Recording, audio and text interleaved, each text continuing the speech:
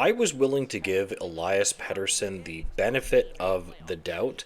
I did want to see what would happen with him when they traded JT Miller. I wanted to see, okay, what exactly would happen? Would he improve his performance? Would he at least, level up a little bit? But this, in my opinion, is starting to get pretty consistently concerning. This is a player that has performed at a superstar level over the past couple of years. 102 points in 80 games is straight up superstar statistics. Like, that's front line, top line stats. It's really quite literally unbelievable. So to take this much of a step back has been quite surprising to me.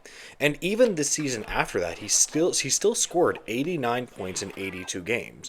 So if you take those two seasons, he would have been about, a 90 point or so player. And I'm just surprised he's taken this much of a step back. Now, I was willing to give him the benefit of the doubt to see if perhaps the JT Miller trade would help his mentality and see if they could get him out of this slump, but it just doesn't seem to be working so far. This is a player that even during the Four Nations had 0 points in 3 games. I mean, you just really would like him to do a lot better than that. I mean, maybe 1 or 2 points. In my opinion, during the Four Nations, there was never really a time where I was like, oh man, Elias Pettersson's on the ice. Uh-oh. If you want to get paid as much as he is, you need to be afraid when players like that are on the ice. Now, I do understand that when it comes to Austin Matthews, for example, he was a passenger for a lot of it, but he actually did step up in the final game. And I don't want to completely judge a player off of one tournament, but this entire season has kind of been the same. And like I said, I was willing to give him a break with JT Miller, but this is just getting really concerning. Now, to be clear, I was an advocate of keeping Elias Pettersson. I think that they should have kept him. He was young, he's center. This is the epitome of a player that might need a new change of scenery, and to a lot of Canucks fans, that's infuriating because if you can just be patient with him, perhaps he could get back on track.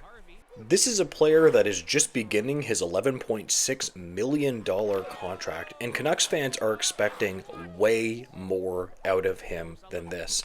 Now, I'm going to point to something. Now, some Canucks fans aren't going to like what I'm about to say, but you could trade him. Now, if you look in Puckpedia, I'm going to show you the guys the information right now. He actually has no trade protection this year, okay? No movement clause and no trade clause. Now, the reason is because he wasn't able to attain those because he wasn't in the league long enough.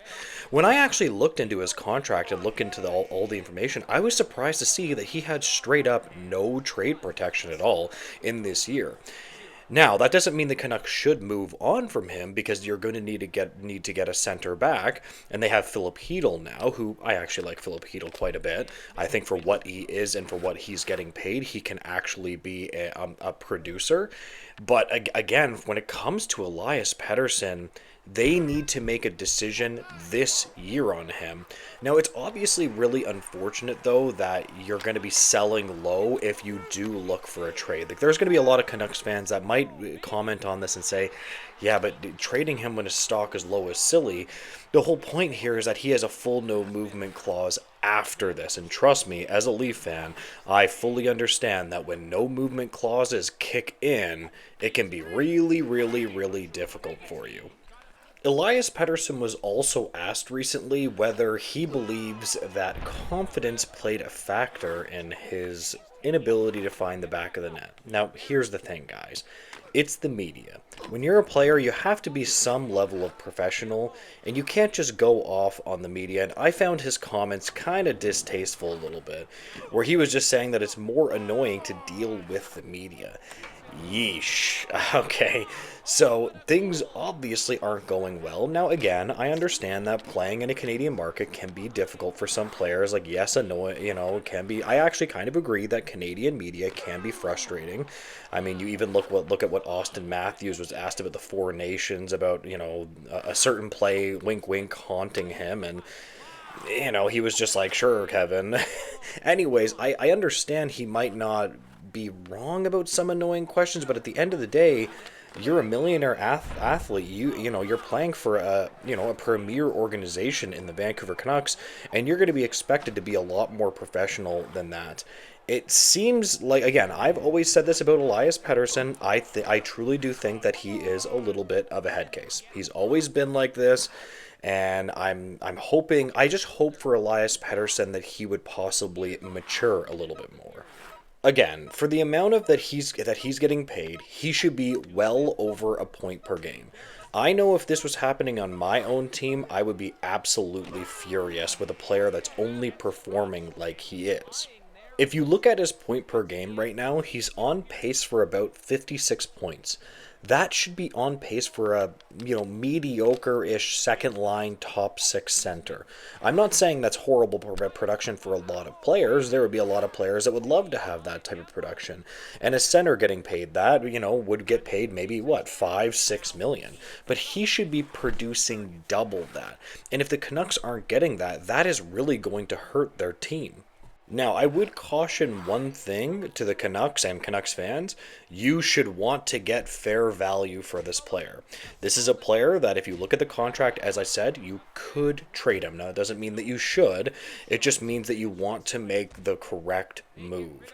Now, I was an advocate of them possibly getting Dylan Cousins. I really do think Dylan Cousins is good. I'm not really sure if they should do that one for one, though. I think the Canucks should probably expect a little bit more than Dylan Cousins, because I think that the ceiling for Elias Pettersson is higher than the ceiling for Dylan Cousins, if you understand what I mean. Like, I was thinking about that, but I just feel that the Canucks might want to hold on to him for a bit. I would say, though, that you guys should watch this NHL trade deadline. I believe the Canucks are still in a playoff spot, so they're probably going to want to continue that. And we're really going to want to keep an eye on Elias Pettersson. I'm really, really, really interested to see what the Canucks do here. So I'm going to leave this video here. If you could like, comment, and subscribe, I'd really appreciate that. And have a great day, guys. Goodbye.